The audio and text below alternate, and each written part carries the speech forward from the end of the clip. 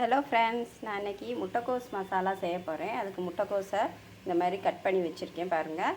இப்போ எப்படி செய்யலான்னு பார்க்கலாம். கடாய் வச்சு எண்ணெய் ஊற்றியாச்சு. இது எண்ணெய் கொஞ்சம் அதிகமாக ஊற்றிக்கணும். இப்போ எண்ணெய் சூடாகிடுச்சு. கடுகு கொஞ்சம் போட்டுக்குவோம். அது கூட உளுந்தம்பருப்பு கொஞ்சம் போட்டுக்குவோம். சின்னதாக 2 பட்டை போட்டுக்கிறேன். ஒரு ஏலக்காய், பிரியாணி இலை சின்னதாக ஒரு பீஸு. இதெல்லாம் கொஞ்சம் வாசனைக்காக இது போடுறது. இப்போது இதில் வெங்காயம் கொஞ்சம் கட் பண்ணி வச்சுருக்கேன், அதையும் சேர்த்துக்கலாம்.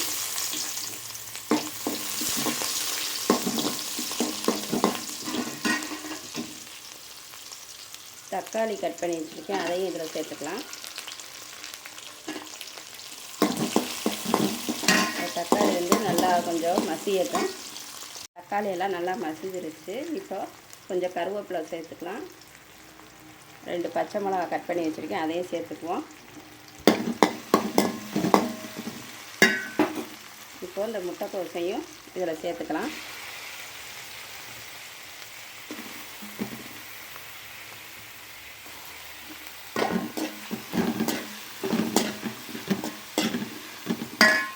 இதில் இஞ்சி பூண்டு பேஸ்ட்டு கொஞ்சம் வச்சுருக்கேன், அதையும் கொஞ்சம் சேர்த்து இதில் இப்போ மசாலாலாம் கொஞ்சம் சேர்த்துக்குவோம். மஞ்சத்தூள் 1/2 ஸ்பூன், மிளகாத்தூள் ஒரு ஸ்பூன், காரத்துக்கு ஏற்ற மாதிரி போட்டுக்கிறோங்க. சீரகம் சோம்புத்தூள் ஒரு 1/2 ஸ்பூன், தேவையான அளவு உப்பு. இது எல்லாத்தையும் போட்டு நல்லா கிண்டி விடுவோம்.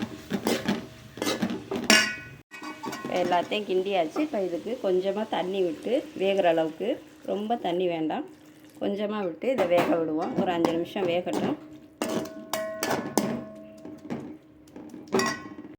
இது கொஞ்சம் தேங்காய் போட்டு இதையும் கிண்டி விடுவோம். கொஞ்சமாக தான் தேங்காய் அரைச்சது போடணும், ரொம்ப போடக்கூடாது. தேங்காய் போட்டால் தான் நல்லா வாசனையாக இருக்கும். தேங்காயை போட்டு நம்ம இதை கிண்டி விடுவோம். இது ஒரு 5 நிமிஷம் நல்லா வேகட்டும். தேங்காய் போட்டிருக்கோம், நல்லா தேங்காயெலாம் சேர்ந்து நல்லா டேஸ்ட்டு கொடுக்கும். ஒரு 5 நிமிஷம் ஆகட்டும். பாருங்கள், நல்லா வெந்துருச்சு, நல்லா சூப்பராக வெந்துருச்சு. இப்போ இதை இறக்கிடலாம். பாருங்கள், சூப்பரான முட்டைக்கோஸ் மசாலா ரெடி ஆகிடுச்சு. பாருங்கள், எப்போவும் முட்டைக்கோஸை நம்ம பொரிச்சே தான் சாப்பிடுவோம். இந்த மாதிரி மசாலா மாதிரி செஞ்சு சாப்பிட்டோம்னா நல்லா சூப்பராக இருக்கும். இதே மாதிரி நீங்களும் செஞ்சு சாப்பிட்டு பாருங்கள். எப்படி இருக்குங்கிறத கமெண்ட் பண்ணுங்கள். இந்த வீடியோ பிடிச்சிருந்தால் லைக் பண்ணுங்கள், சப்ஸ்கிரைப் பண்ணுங்கள்.